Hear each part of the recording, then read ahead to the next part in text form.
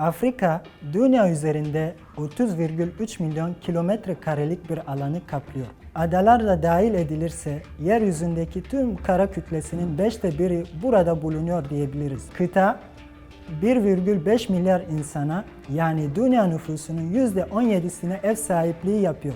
Afrika, kilometre kare başına 35 kişiyle dünya ortalamasının altında olsa da Avrupa Birliği'ne kıyasla 4 kat daha düşük bir nüfus yoğunluğuna sahip. Fakat nüfusun artış hızı yüksek. Demografik tahminlere göre Afrika nüfusunun 2050'ye kadar 2 katına çıkması bekleniyor. 55 devletin yer aldığı kıta, doğal kaynaklar açısından dünyanın en zengin bölgelerini içinde barındırıyor.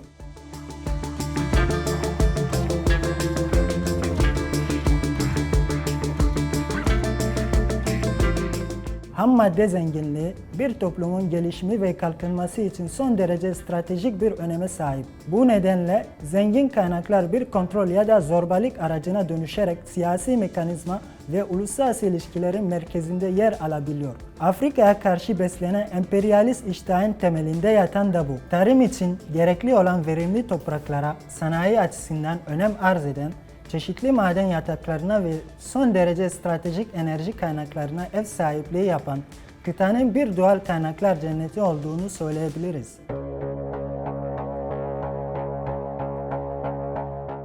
Afrika doğal kaynaklar cenneti ama zenginlik her zaman mutluluk getirmiyor. Afrika'nın zenginliği de yüzyıllardır adeta başına bela olmuş durumda. 20. yüzyılın ortalarına kadar en vahşi ve en barbar yöntemleri kullanan sömürgecilerin oyun alanına dönüşen Afrika, bugün de emperyalist beklentiler içindeki güçler arasında yaşanan bilek güreşinin tam merkezinde yer alıyor.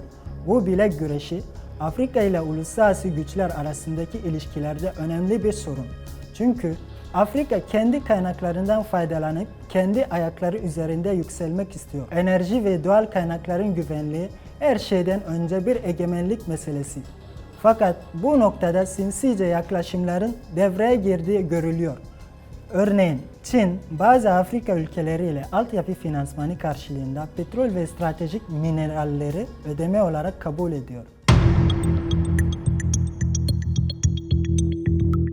Altın ve elmasın yanı sıra nükleer enerji üretmek için kullanılan uranyum, mücevherat ve endüstriyel uygulamalarda kullanılan platin, paslanmaz çelikte, mıknatıslarda, madeni paralarda ve şarj edilebilir pillerde kullanılan nikel, bir alüminyum cevheri olan boksit ve renk pigmentlerinde kullanılan kobalt, Afrika'nın doğal zenginliklerinin başında geliyor.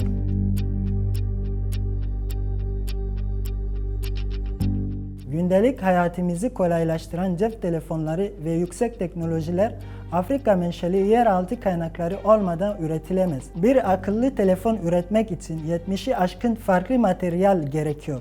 Örneğin bir akıllı telefonda mikroelektronik bileşenler ve dahili telefon kabloları için ortalama 300 mg gümüş ve 30 mg altın kullanılıyor. Daha başka mesela bakır, tantal, platin, paladyum, berilyum ve daha nicesi. Bu yeraltı kaynakların yarısından fazlası Afrika kıtasının ürünü. Anlayacağınız cep telefonu aslında bir Afrika nimeti.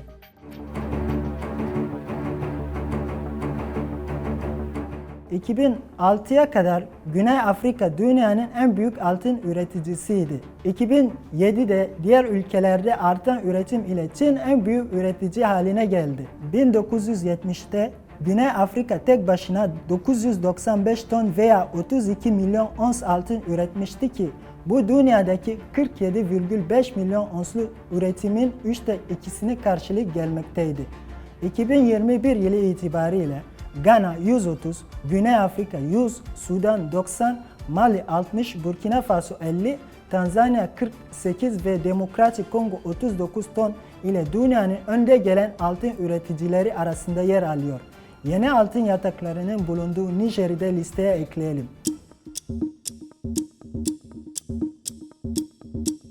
Kanlı Elmas filmiyle popüler hale gelen Afrika elmasını bilmeyen yoktur.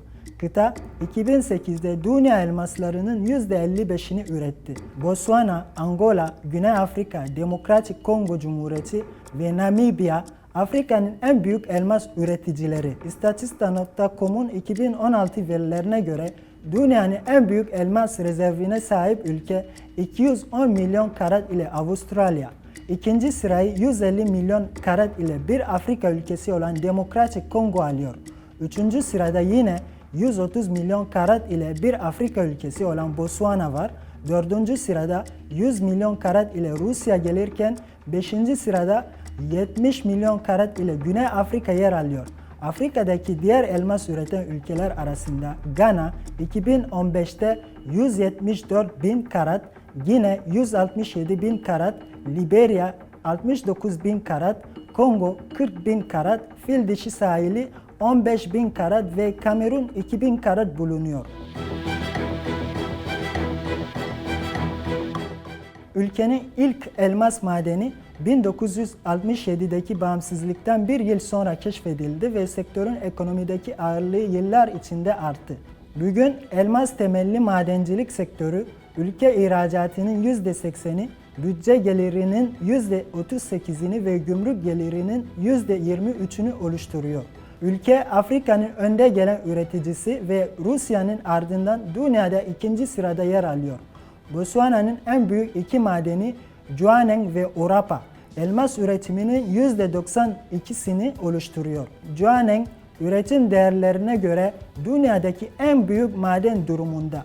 Madenin ömrünü 2040'a kadar uzatmak için bir genişleme planı yapılıyor.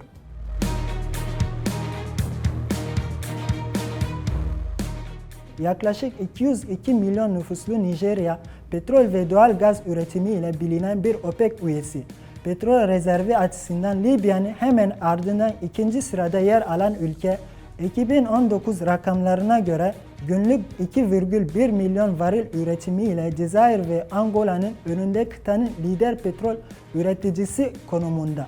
Doğal gazda ise 2019'da 49,3 milyar metreküplük bir üretimle Cezayir ve Mısır'ın ardından kıtadaki en büyük üçüncü gaz üreticisi.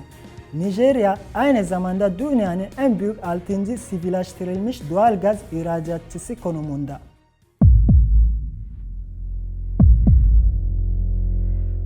Dünyanın en fakir ülkelerinden biri olan Nijer, yaklaşık 21,5 milyon nüfusa sahip bir sahil ülkesi ve bu fakir ülke aynı zamanda dünyanın en büyük 4. uranyum üreticisi. Fransa'nın nükleer santrallerine giden uranyumun 1/3'ü Nijer menşeli. Nijer'in uranyum zenginliği Ocak 2018 itibariyle Orano'ya dönüşen Fransız Areva grubunun tasallutu altında.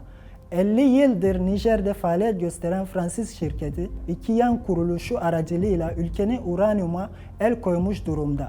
İlk yan kuruluş, Nijer hükümetinin %36,4 hisseye sahip olduğu Somair.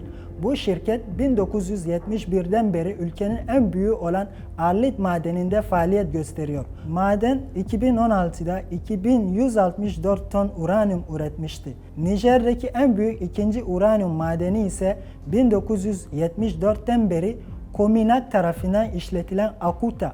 Bu da Areva %34 ile hükümet %31 arasındaki bir ortak girişim. Diğer ortakları ise %25 ile Japonlar ve %10 ile İspanyollar.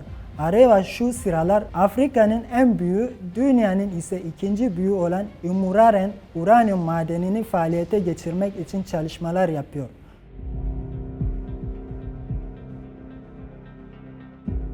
Afrika'da Malawi, Sierra Leone ve Etiyopya dahil olmak üzere yoksul ülkeler son yıllarda bir toparlanma içerisine girip gelir eşitsizliğini önemli ölçüde azaltsa da Afrika insanı genel itibariyle kıtanın zenginliğinden pay alamıyor. Dünyanın en yoksul insanlarının 1/3'i dünyanın gelir bakımından en eşitsiz 10 ülkesinden 6'sına sahip olan Sahra altı Afrika'da yaşıyor. Gelir eşitsizliği geniş halk kesimini ekonomik büyümenin faydalarından mahrum bırakıyor. Kıtanın zenginliği yabancı şirketler, onlar ile ortak çalışan yozlaşmış idareciler ve şakşakçı azınlık üçgeninde buhar oluyor. Afrika'dan tüm dünyaya yapılan ihracat 2000 ile 2017 yıllarında neredeyse 2 misli artmış. 2015 ile 2017 döneminde 760 milyar dolara ulaşmış olsa da bu rakamlardan Afrikalı fakir halk doğru düzgün bir fayda sağlamış değil. Afrika, dünya üzerinde 30,3 milyon kilometre karelik bir alanı kaplıyor. Adalar da dahil edilirse yeryüzündeki tüm kara kütlesinin 1/5'i burada bulunuyor diyebiliriz. Kıta 1,5 milyar insana yani dünya nüfusunun %17'sine ev sahipliği yapıyor.